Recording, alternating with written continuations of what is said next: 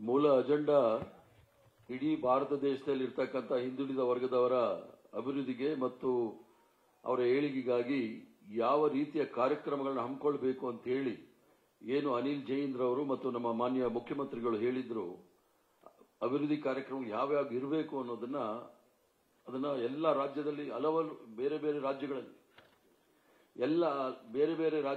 ಬೇರೆ ಬೇರೆ ಸಮಸ್ಯೆಗಳಿರ್ತದೆ. ಅದ್ರ ಜೊತೆಗೆ ಜಾತಿ ಗಣತಿಯನ್ನು ಸಹ ಇಡೀ ರಾಷ್ಟ್ರದಲ್ಲಿ ಅನುಷ್ಠಾನಕ್ಕೆ ತರಲಿಕ್ಕೆ ಏನು ನಮ್ಮೆಲ್ಲರ ಅಚ್ಚುಮೆಚ್ಚಿನ ನಾಯಕ ರಾಹುಲ್ ಗಾಂಧಿ ಅವರು ಹೋರಾಟ ಮಾಡಿದ್ರು, ಅದರ ವಿಚಾರವಾಗಿ ಸಂಕ್ಷಿಪ್ತವಾಗಿ ಸಂಪೂರ್ಣವಾಗಿ ಚರ್ಚೆ ಮಾಡಲಿಕ್ಕೆ ಎಲ್ಲ ರಾಜ್ಯದಿಂದ ಬಂದಿರತಕ್ಕಂಥ, ಯಾಕಂದ್ರೆ ಅಶೋಕ್ ಗೆಹ್ಲೋಟ್ ರವರು 3 ಬಾರಿ ರಾಜಸ್ಥಾನದ ಮುಖ್ಯಮಂತ್ರಿಗಳಾಗಿದ್ದವರು, ಕೇಂದ್ರದಲ್ಲಿ ಮಂತ್ರಿ ಆಗಿದ್ದವರು, ಹಿರಿಯ ಕಾಂಗ್ರೆಸ್ ನಾಯಕರು, ನಾರಾಯಣ ಸ್ವಾಮಿ ಅವರು ಪಾಂಡಿಚೇರಿಯ ಮುಖ್ಯಮಂತ್ರಿ ಆಗಿದ್ದವರು, ವೀರಪ್ಪ ಮೊಯ್ಲಿ ಅವರು ಕರ್ನಾಟಕ ರಾಜ್ಯದ ಮುಖ್ಯಮಂತ್ರಿ ಆಗಿದ್ದವರು, ಸಭೆಯ ಅಧ್ಯಕ್ಷ ಸ್ಥಾನವನ್ನ ನಮ್ಮ ಕರ್ನಾಟಕ ರಾಜ್ಯದ ಜನಪ್ರಿಯ ಮುಖ್ಯಮಂತ್ರಿಗಳು ಮತ್ತು ಹಿಂದುಳಿದ ವರ್ಗದ ದೊಡ್ಡ ನಾಯಕರಾಗಿರ್ತಕ್ಕಂಥ ಸಿದ್ದರಾಮಯ್ಯನವರು ಅಧ್ಯಕ್ಷ ಸ್ಥಾನ ವಹಿಸಿ ಇದೊಂದು ಇನಾಗ್ರೇಷನ್ ಸೆರೆಮನಿ ಉದ್ಘಾಟನಾ ಸಮಾರಂಭವನ್ನ ನೆರವೇರಿಸಿಕೊಟ್ಟಿದ್ದಾರೆ.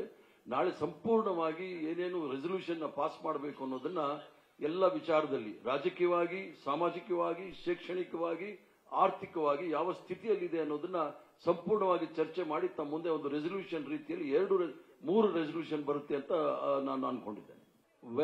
Ahinda is a concept where the weaker sections have been mobilized under the caption of Ahinda. That's where the majority population, 90% of the population comes under the Ahinda. There we have to formulate a program for those vulnerable section. That is the concept of Ahinda.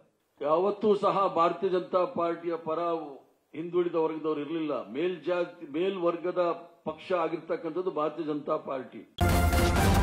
News first ನಿರ್ಭೀತಿಯಿಂದ ನಿಮ್ಮ ಪರವಾಗಿ.